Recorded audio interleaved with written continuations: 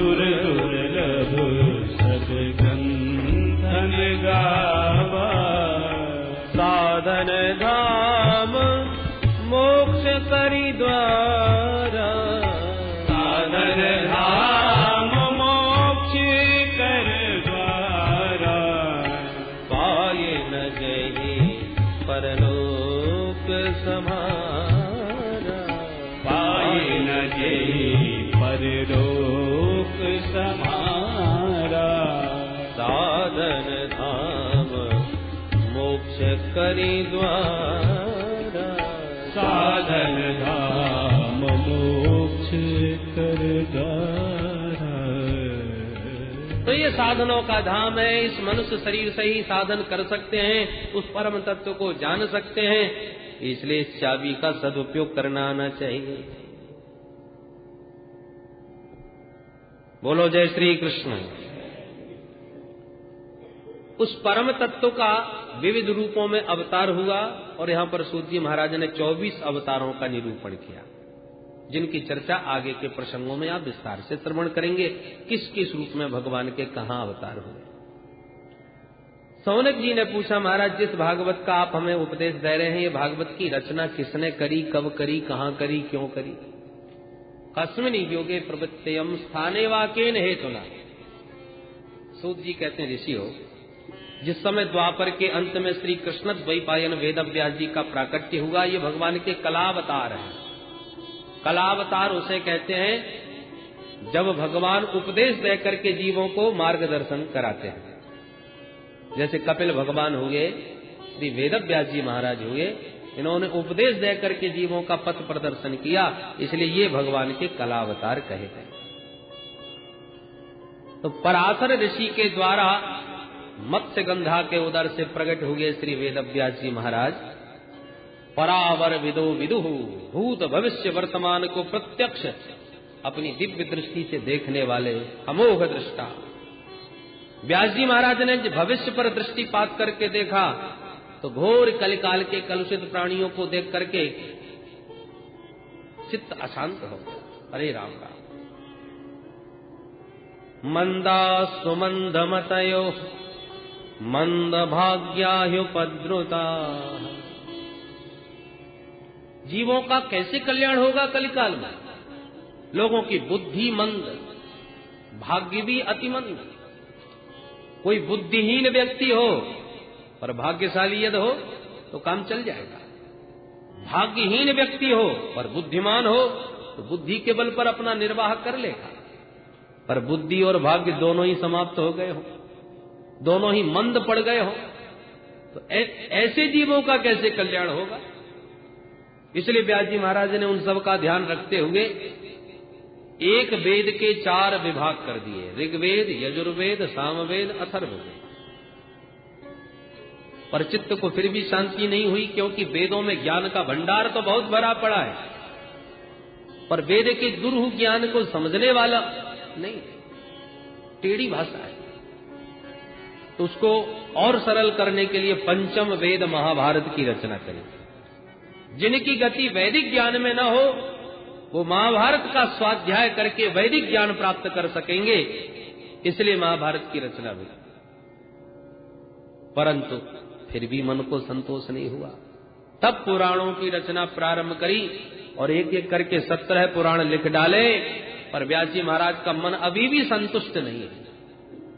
सोच रहे थे भाई अब क्या किया जाए। 17 पुराण तक लिख डाले, सोच रहे थे कि अचानक उनके कान में ध्वनि सुनाई पड़ी, नारायण नारायण नारायण श्रीमन्नारायण नारायण नारायण श्रीमन्नारायण नारायण नारायण श्रीमन्नारायण नारायण नारायण लक्ष्मी नारायण नारायण नारायण लक्ष्मी नारायण नारायण नारायण लक्ष्मी नारायण नारायण नारायण लक्ष्मी नारायण नारायण नारायण श्री नारायण नारायण नारायण श्री नारायण नारायण नारायण सत्य नारायण नारायण नारायण सत्य नारायण नारायण नारायण सत्य नारायण नारायण नारायण सत्य नारायण नारायण नारायण लक्ष्मी नारायण नारायण नारायण लक्ष्मी नारायण हरि बोल नारायण भजमन नारायण नारायण नारायण भजमन नारायण नारायण नारायण श्रीमन नारायण नारायण नारायण श्रीमन नारायण नारायण नारायण नारायण नारायण नारायण नारायण वो लक्ष्मी नारायण भगवान की जय। देवर्षि नारद गोविंद के गुणानुवाद गाते हुए अपनी वीणा पर प्रकट हो गए व्यास जी के सामने। देवर्षि नारद का दर्शन करते व्यास जी महाराज खड़े हो गए और पूजयामास विधिवत नारदम सुर पूजितम। बड़े बड़े देवताओं के द्वारा परम पूज्य देवर्षि नारद को व्यास जी महाराज ने विधिवत पूजन किया। पाद्य अर्घ आचमन आदि के द्वारा अतिथि पूजन करने के पश्चात जब आदर पूर्वक आसन दे के बैठाए तो नारद जी मुस्कुराए। पाराशर्य महाभाग भवतः कच्चिदात्मना परितुष्यति शारीर आत्मा मानस हे भवान। हे पराशर नंदन, पराशरस्यापत्यम पुमान पाराशर। पराशर ऋषि की संतति में जो हुए वो सब पाराशर। तो व्यास जी को पाराशर कह करके संबोधन कर रहे हैं। हे पराशर नंदन पाराशर जी, आपका मुख थोड़ा मलिन सा क्यों दिख रहा है भाई? आपके धर्म कर्म सब व्यवस्थित तो चल रहे, आपकी दिनचर्या में भगवत सेवा पूजा में कोई बाधा विघ्न तो उपस्थित नहीं हो रहा। व्यास जी कहते हैं, नारद जी आपने जो भी कुछ पूछा वो सब ठीक चल रहा है। मेरे पूजा पाठ में कहीं कोई बाधा नहीं, पर ये सब करने के बाद मैंने जीवों के कल्याणार्थ भी बड़े बड़े ग्रंथों की रचना कर डाली, फिर भी न जाने क्यों चित्त को चैन नहीं पड़ रहा। अभी भी मेरा मन संतुष्ट नहीं हो पा रहा। अभी भी मेरे हृदय में एक आह्लाद जो होना चाहिए कि मैंने समाज के लिए कुछ किया, वो पूर्ण संतुष्टि मेरे मन में नहीं है। और वो क्यों नहीं है ये कारण मैं स्वयं भी नहीं जानता। नारद जी बोले तो हम बताएं? महाराज बड़ी कृपा होगी, बताइए। तब सूत जी कहते हैं, श्री नारदोवाच। अब नारद जी बोले, अब ध्यान दीजिए, पहले केवल नारद उवाच कहा, वो अब लिख रहे हैं श्री नारदोवाच। श्री अब लगाई, पहले नहीं लगाई। क्यों? क्योंकि पहले केवल नारद जी बोल रहे थे। अब जो बोल रहे हैं वो नारद जी तो बोलते दिखाई पड़ रहे हैं, परंतु प्रेरणा देने वाले तो परमात्मा है। नारद जी के भीतर से परमात्मा बोल रहे हैं व्यास जी का मार्गदर्शन कराने के लिए, इसलिए श्री लग गई, श्री नारदोवाच। क्योंकि अब नारद जी भागवत का उपदेश दे रहे हैं व्यास जी को भगवान के माध्यम। भागवत का मतलब भगवता प्रोक्तम, भगवान ने जो कहा।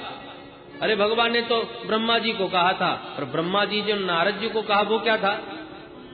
बोले भाई भगवान ने ही ब्रह्मा जी के भीतर से नारद जी को कहा, फिर भगवान ने ही नारद जी के भीतर बैठ करके व्यास जी को कहा, फिर व्यास जी के भीतर बैठ करके भगवान ने ही सुखदेव जी को कहा, फिर सुखदेव जी के भीतर बैठकर भगवान ने ही परीक्षित जी को कहा। तत्राभवत भगवान व्यासपुत्र। इसलिए बोलता हुआ कोई भी दिखाई पड़े, पर वक्ता के भीतर से बुलाने वाले तो परमात्मा ही होते हैं, इसलिए वक्ता भगवत स्वरूप ही होता है। इसलिए श्री नारद उवाच कह करके संकेत दे रहे हैं सूत जी के अब केवल नारद नहीं बोल रहे, व्यास नारद जी के भीतर से भगवान बोल रहे हैं। नारद जी कहते हैं, व्यास जी तुमने बहुत कुछ लिखा और अपनी लेखनी में बहुत चमत्कार दिखाया। कहीं कहीं पे तो और आपने ऐसे व्यामिश्रित वाक्य बोल दिए कि लोगों की बुद्धि चक्कर खाई गई समझने में, अर्थ लगाने में। और कई जगह तो आपके वाक्यों ने अर्थ का अनर्थ भी कर दिया। जैसे हिंसा पर रोक लगाने के लिए कहीं कहीं पर आपने हिंसा को ही नियम बना दिया।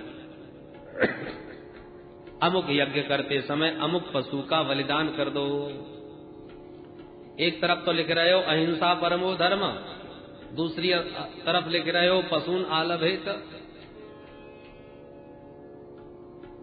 तो लोगों ने तो आपके वचन को प्रमाण पत्र बना करके पशुओं का बलिदान करना चालू कर दिया। समाज में तो एक हिंसा का अधिकार लोगों को मिल गया, जबकि आपका उद्देश्य तो ये नहीं था। आपका उद्देश्य तो निवृत्ति परक था कि जो चाहे अब मारते रहते हैं पशुओं को, उनको एक प्रतिबंध लगा करके रोकना चाहिए। कैसे? बोले अमुक यज्ञ करते समय अमुक पशु की बलि चढ़ा दो। तो कम से कम जब कोई यज्ञ होगा तभी तो कोई पशु का बलिदान होगा। जो रोज रोज काट रहे हैं वो तो बच गए। तो नित्य की हिंसा को रोकने के लिए हिंसा को एक नियम में आपने बांधा ताकि कम हिंसा हो गए। पर लोगों ने तो आपके वचन को प्रमाण पत्र बना करके जो नहीं करने वाले थे उन्होंने भी हिंसा करना प्रारंभ कर दिया। तुम कितना बढ़िया बोल रहे हो, कितना व्याकरण सम्मत बोल रहे हो, ये भगवान नहीं देखते। पर क्या बोल रहे हो, कहां से बोल रहे हो, वाणी का वैभव भगवान नहीं देखते। प्रतिपाद्य विषय क्या है तुम्हारा, बोल किसके बारे में रहे हो। बहुत उच्च कोटि का विद्वान साहित्यिक भाषा में यदि किसी के राजा के गुणानुवाद गावे तो उसका कोई महत्व नहीं। और ग्राम्य भाषा में, देहाती भाषा में भी कोई गोविंद के गुण गावे तो बड़े बड़े संत सुन करके मुग्ध हो जाते हैं प्रभु की उस महिमा को। तुम्हारा प्रतिपाद्य विषय क्या है? अकबर के दरबार में एक से एक विद्वान कवि बैठे थे और सब अकबर के गीत गाते थे। सूरदास जी की महिमा जब अकबर ने सुनी तो बुलवाया दरबार में। बड़ा महान कवि है भाई, अंधा होकर के भी गजब की कविता बोलता है, जरा बुलाओ। सूरदास जी दरबार में आए, आना पड़ा। बादशाह का हुक्म, दरबार में प्रस्तुत हुए। सुनाओ कोई, सुनाया बढ़िया ठाकुर जी कप्पल। अकबर ने कहा भाई कोई हमारे बारे में भी कुछ सुनाओ। सूरदास जी बोले भाई हम तो एक ही बादशाह को सुनाते हैं, उसी के गीत गाते हैं और कोई गीत हमको आता ही नहीं, और किसी के बारे में हमको पद बनाना आता ही नहीं। उनकी भावना का आदर किया अकबर ने, बुरा नहीं माना। अंत में बोला भाई हम तुम्हारी इस पदावली से बहुत प्रसन्न हुए, मांगो क्या चाहते हो। सूरदास जी ने कहा बादशाह है एक ही हमको वचन दीजिए, वरदान दीजिए। क्या? बोले दोबारा मुझे कभी मत बुलाना। यदि आप हमसे प्रसन्न है और हमें कुछ देना चाहते हो तो दोबारा मुझे दरबार में कभी मत बुलाना, बस यही चाहता हूं। सुनने वाले हैरान हो गए कि हम कभी लोग तो आशा करते हैं कि दरबार में कुछ बोलने का मौका मिले। बड़े बड़े विद्वान कभी सौभाग्य समझते हैं बादशाह के गीत गाना, पर धन्य है ये वीतराग फक्कड़ जो वरदान भी मांगता है बादशाह से। क्या बोल, मुझे कभी बुलाना मत और न कभी मेरे से मिलने आना। यहां तो बुलाना मत और मेरे से मिलने कभी आना मत, कह के चले गए। बादशाह फिर कभी नहीं आए और न कभी बुलाए, पर बादशाह दीवाने हो गए उस फक्कड़ के। तो कवियों ने क्या किया, सूरदास जी के पद लिख लिख करके ले जाते और बादशाह को सुनाते। सूरदास जी को तो बुला नहीं सकते थे, तो बादशाह की विशेषता थी कि सूरदास जी का कोई पद गावे तो बादशाह मुग्ध होकर के उसे बहुत सारी संपत्ति देते थे, बहुत विशिष्ट इनाम देते थे। तो कवियों को और आनंद आने लगा, तो ढूंढने लगे सब सूरदास जी के पद, ज्यादा इनाम मिलेगी, ज्यादा संपत्ति मिलेगी, सुनाने लगे। परंतु अब सूरदास जी के पद सबको उपलब्ध न हो गए, तो कुछ लोगों ने क्या किया कि पद बना करके बाद में सूरदास जी की छाप छोड़ दी। स्वयं पद बना लेते हैं और बाद में सूरदास जी का छाप लगा देते हैं। दरबार में जब सुनाया तो बादशाह बोले कि ये सूरदास जी का पद नहीं हो सकता, छाप तो इसमें सूरदास जी की लगी है और ये सूरदास जी का पद नहीं हो सकता। कवियों ने कहा महाराज ये आपको कैसे पता चला, क्या पहचान है कि ये सूरदास जी का पद नहीं है, सूरदास जी की छाप तो लगी है। तो सूरदास जी ने कहा अच्छा ये पद लिख करके दो। एक पन्ने पर पद लिख करके दिया उस कवि ने जिसमें सूरदास जी की छाप लगा दी थी, और दूसरा पन्ने में वास्तविक सूरदास जी का जो पद था वो लिख करके दिया। दोनों पन्ने लेकर के बादशाह ने पानी में डाल दिया।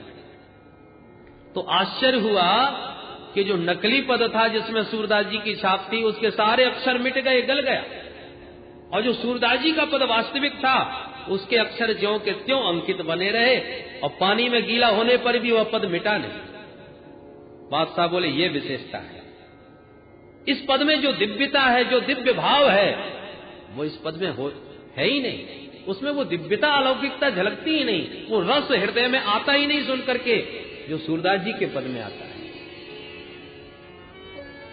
बोलो जय श्री कृष्ण।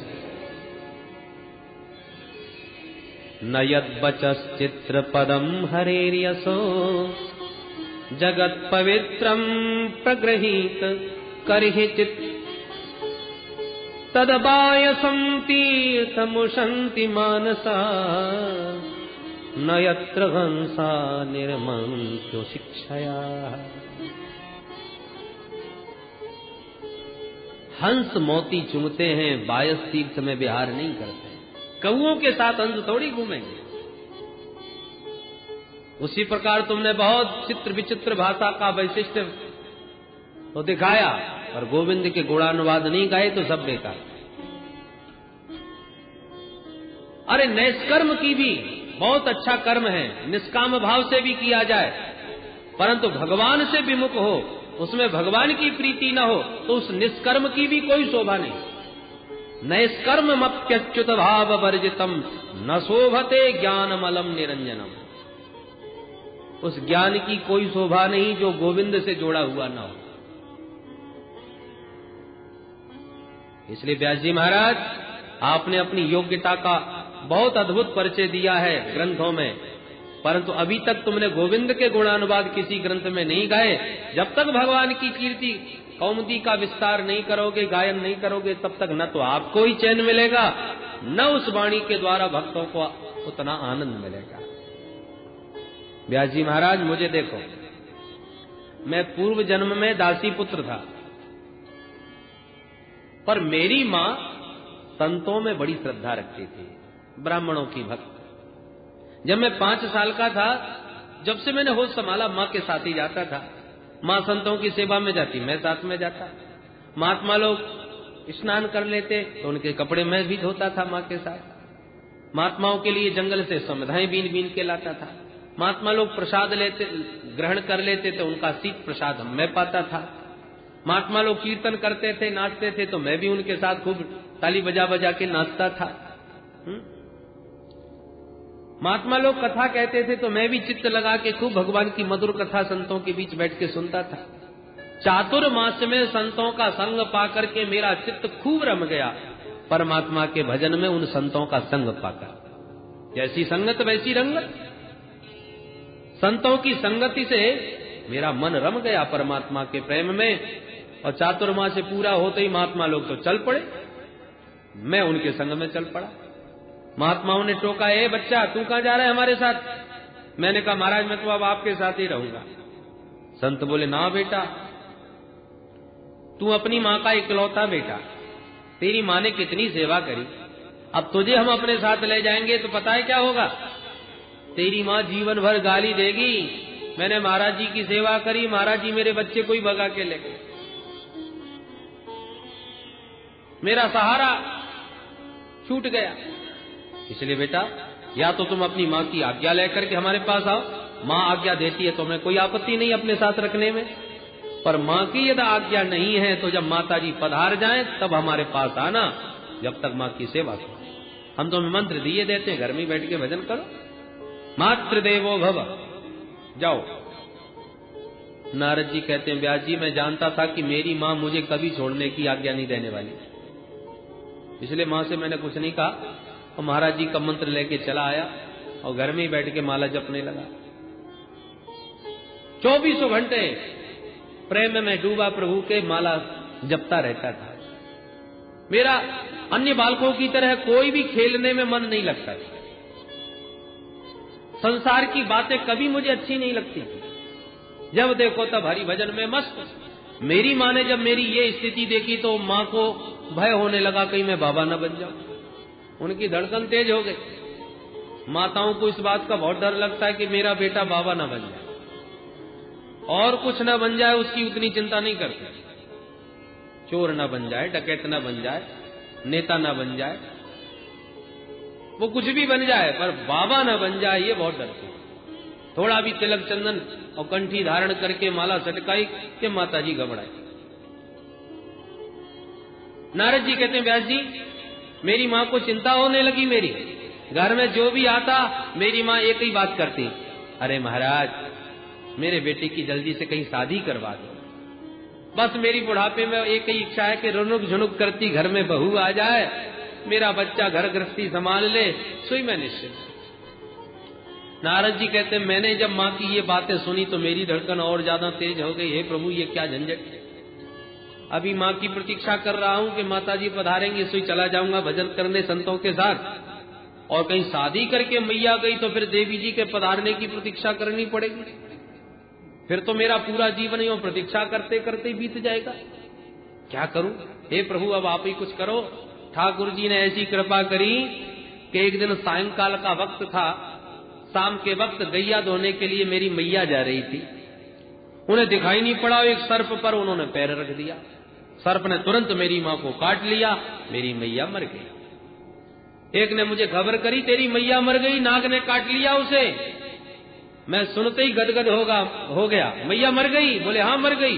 मन में तो मैं बड़ा खुश हुआ और ऊपर से थोड़ा मुंह लटका करके आंसू बहाया, क्योंकि यदि ऊपर से खुश होता तो मेरे को संसार के लोग खूब गाली देते कि मैया मरने की खुशी मनाता है। तो अनुग्रहम मन्यमानः प्रातिष्ठम दिशमुत्तराम, भगवान का मैं परम अनुग्रह मान करके मां का संस्कार किया और सीधा उत्तर दिशा की ओर चल पड़ा, जिस रास्ते महात्मा लोग गए थे। अब महात्मा तो कब के गए, मैं कहां ढूंढता उन्हें, ढूंढ ढूंढ के परेशान, महात्मा कहीं नहीं मिले। एक दिन जब चलते चलते खूब थक गया तो एक सरोवर दिखा, सरोवर में मैंने स्नान किया, पानी पी करके प्यास बुझाई।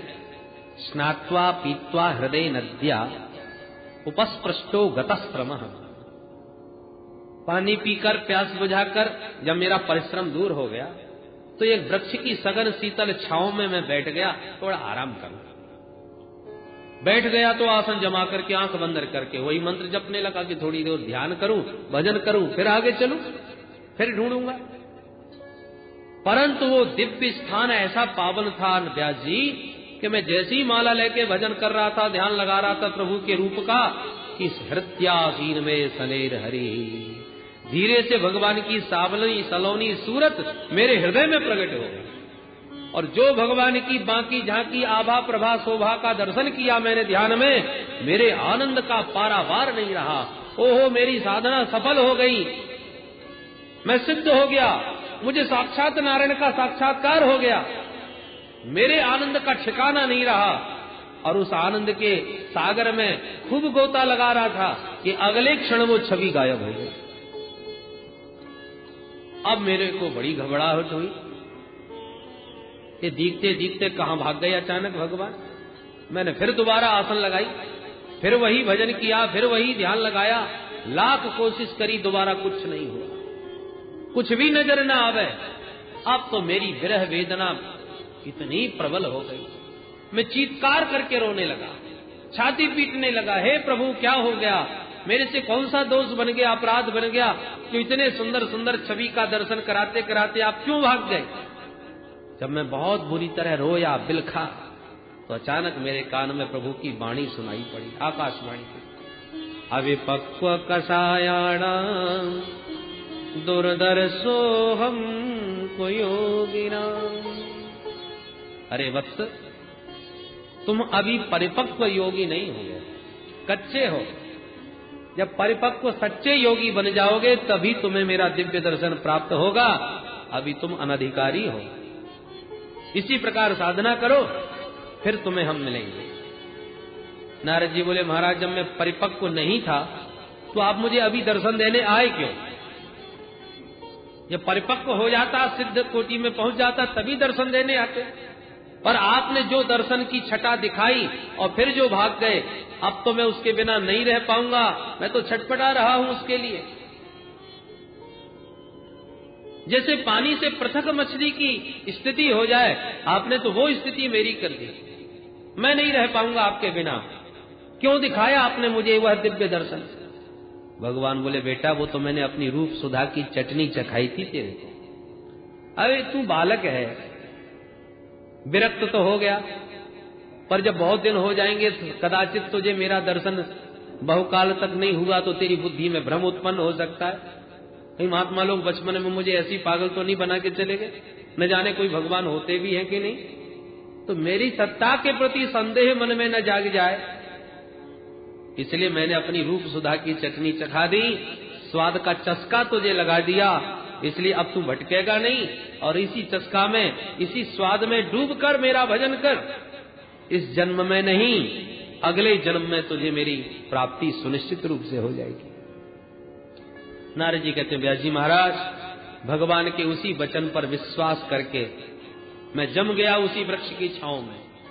आंख बंद करके निरंतर जो छटा मुझे दिखी थी, उसी छटा के आनंद में डूबा हुआ उसी का चिंतन करता रहा। और कुछ ही दिनों के बाद महाप्रलय हो गया। समुद्र ने अपनी सीमाओं को लांघ दिया और देखते देखते सारा संसार ही जलमग्न हो गया। चारों तरफ पानी ही पानी, सारा संसार परमात्मा के उदर में विलीन हो गया। और जब उस परमात्मा ने पुनः संसार का सृजन किया तो उस दासी पुत्र नारद को अब की बार सृष्टि में ब्रह्मा का पुत्र बना के पैदा कर दिया। व्यास जी महाराज कहां दासी पुत्र नारद और कहां ब्रह्मा पुत्र हो गया। ये चमत्कार है उन संतों के सानिध्य में भगवत सत्संग का। चातुर्मास्य के संग ने, संतों के ने आज मुझे भगवत रसिक बना दिया, कृष्ण दीवाना हो कर दिया। ब्रह्मा जी का बेटा बनके भी मैंने उसी तत्व को पाने का प्रयास किया। जब देखो तब उसी का चिंतन और ध्यान करता रहता संस्कार वशात। भजन करते करते यदि इस जन्म में ब्रह्म साक्षात्कार न हो पावे और शरीर छूट जावे तो अगला जन्म होगा तो बाल्यावस्था से ही वह संस्कार तुम्हारे जागृत हो जाएंगे। जो काम पूर्व जन्म में अधूरा रह गया वो इस जन्म में फिर वहीं से प्रारंभ हो जाएगा। दर्जी ने कपड़ा काटा, बढ़िया कुर्ता बनाना है, काट के रख दिया, सिलना प्रारंभ कर दिया, पर दुकान बंद करने का समय हो गया। तो जितना सिल गया उतना सिल गया, दुकान बंद किया, उसे रख दिया। अब दूसरे दिन जब प्रातः काल होगा तो सबसे पहले वही कपड़ा उठाएगा जो अधूरा छोड़ दिया था। और 1 घंटे में कपड़ा सिल के तैयार हो गया। लोगों ने कहा, अरे भाई गजब कर दिया, इतनी जल्दी तुमने कपड़ा सिल दिया। अरे कपड़ा तो आधा पहले का सिला हुआ रखा था, दुकान अभी अभी खोली है और जो अधूरा रह गया था उसे अभी अभी हमने पूरा कर दिया। जितने समय अवशेष रह गया था पूर्व का वह पूरा कर दिया। उसी प्रकार अनेक जन्म संसिद्धिम ततो याति परांगति मनोहर नंद लाला। जय जय गोविंद गोविंद गोपाला। जय गोविंद गोविंद गोपाला। जय जय मुरली मनोहर नंद लाला। जय जय मुरली मनोहर नंद लाला। जय गोविंद गोविंद गोपाला। जय गोविंद गोविंद गोपाला। जय मुरली मनोहर नंद लाला। जय मुरली मनोहर नंद लाला। जय जय गोपाला। जय गोपाला।